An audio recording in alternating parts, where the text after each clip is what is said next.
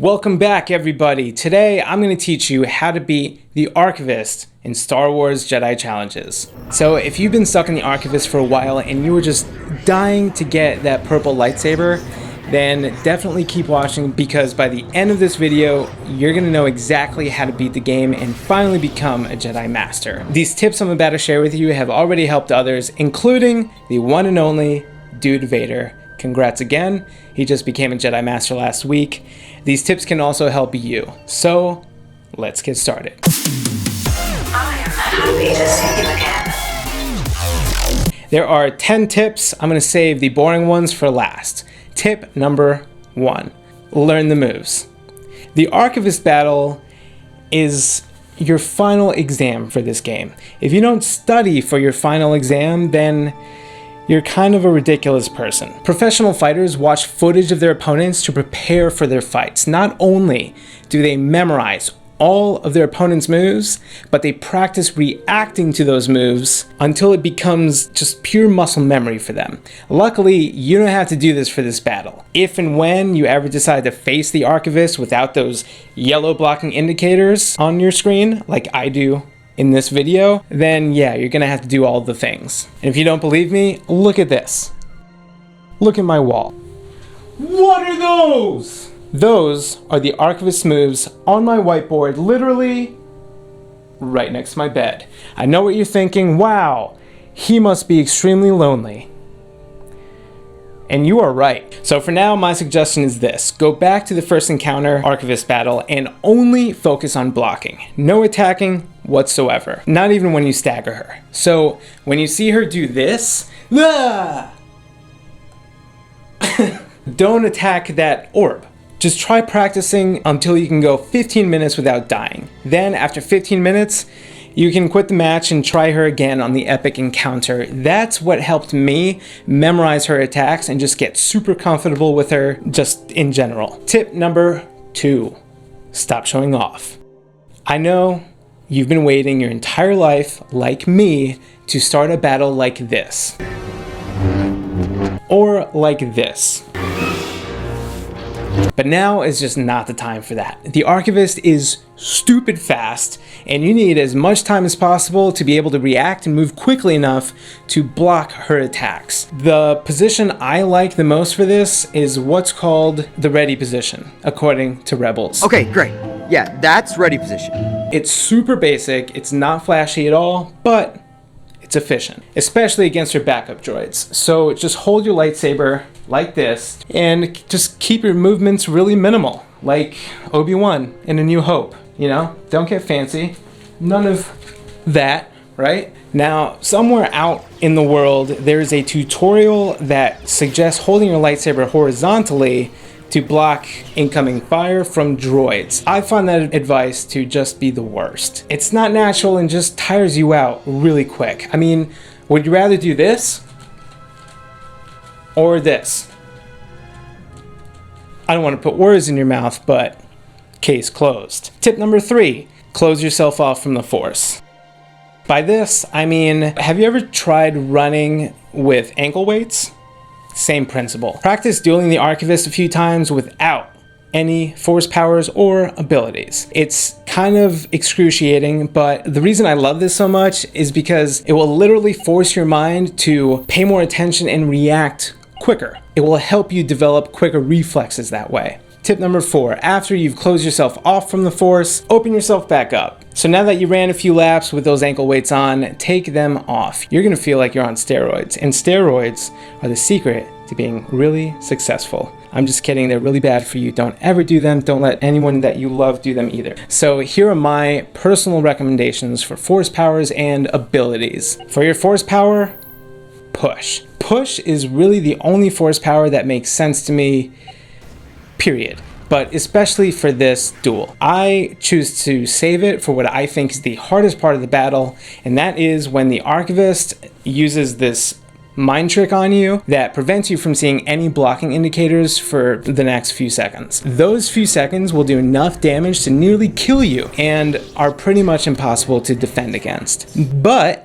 if you save your Force push and use it right after she mind tricks you, you can avoid all that and do damage to her instead. And that is huge. For passive force abilities, I always like to recommend Superb Deflection and Riposte. Superb Deflection is just amazing. It periodically prevents damage from missed blocks. It's like when you're at work and you accidentally sneeze fart and you panic, but you do a quick scan of the room and you realize that you got away with it. It's kind of like that. That was a terrible example. Now, I'm not a big proponent of using a crutch when you're trying to get good at something, but the Archivist battle is different. There's a bug that I haven't encountered with any other boss. There are these times when a bunch of blocking indicators just appear all at once, like this.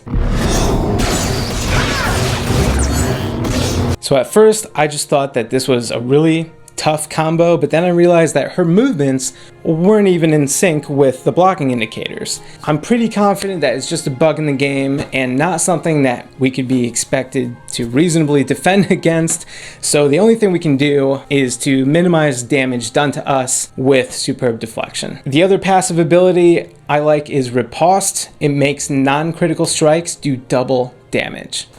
Wow. Hitting a duelist when they're not staggered, when there isn't that glowing orb in front of them, that's considered a non-critical strike. That makes the battle go much quicker, which is super important because the longer a battle is, the more chances you have at dying. But there is one caveat. If you notice yourself consistently failing to block the first strike of one of her combos because you couldn't get there fast enough, then you actually might be abusing the Riposte ability. So for example, when I duck underneath one of the Archivist's swings, I almost always strike her twice. If I ever get greedy and try to strike her a third time, I can never block her next attack. I just can't recover quickly enough. So if you're like me and like to riposte every chance you get, try slowing down and prioritizing blocking instead. Just to be clear, still use the riposte ability, just don't abuse it. It's a thin, fine line. It's about the balance of the Force. All right, so now we get to move on to the more philosophical Yoda-like advice. Tip number 5,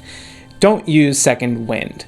Second Wind is another passive ability that protects you from a killing blow and fully recovers your health, but you can only use it once per battle.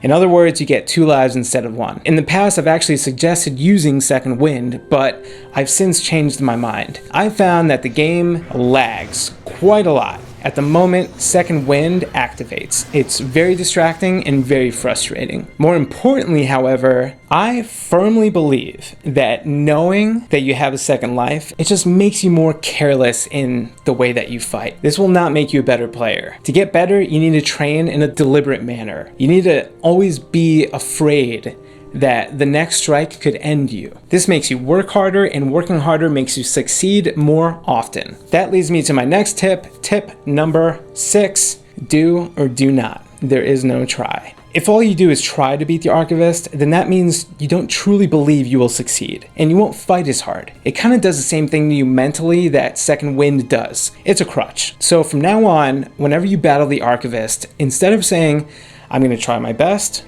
start verbally saying out loud, I'm gonna beat the Archivist, I'm going to win this duel. You may fail more than once, but there is no try. Okay, now for the boring stuff. This is the advice that you would get from customer support or something, but it still needs to be said because none of the other tips that I just shared with you are gonna matter if you don't follow these next 4 things. Tip number 7, don't let the hardware slow you down.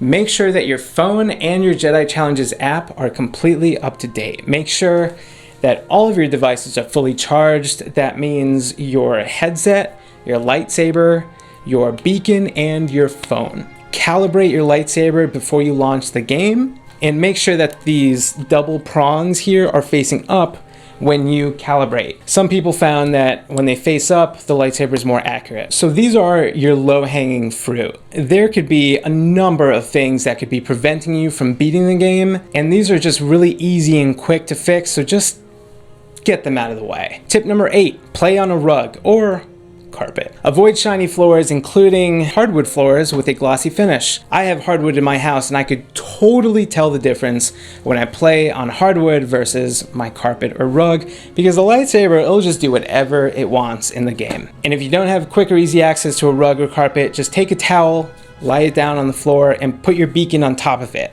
That works for me. Tip number 9, turn off the lights. Playing in the dark will not only be way more immersive and just a better gaming experience in general, but other light sources may actually interfere with that headset to lightsaber to beacon connection. You know how when you were a kid playing with walkie-talkies and you'll hear a random stranger start speaking to you, and later on you find out it was because they're using the same radio frequency? That's what's going on here, but with light. And finally, tip number 10. As soon as the game starts to lag, take a break. I've got a very powerful iPhone X, and even with the iPhone X, the game still lags a ton.